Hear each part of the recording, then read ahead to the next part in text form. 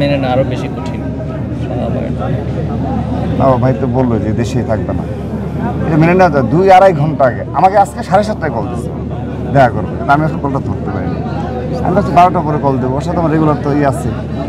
এর মধ্যে যখন শুনলাম তখন আবার ওকে আমি কল দিচ্ছি, যখন এত কল না দিয়ে আমি ডিরেক্ট ওকে কল দিচ্ছি, যেহেতু আমাকে কলটা দিচ্ছে। অর্থাৎ 2 ঘন্টার ব্যবধান, মানে 2 ঘন্টা আগের একটা সিচুয়েশন, জাস্ট 2 ঘন্টা।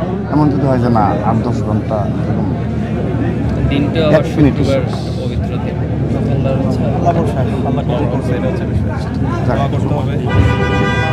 সবাইকে যেতে হবে। আমরা মহিদিন আসছে ভাইরা আসসালামু আলাইকুম।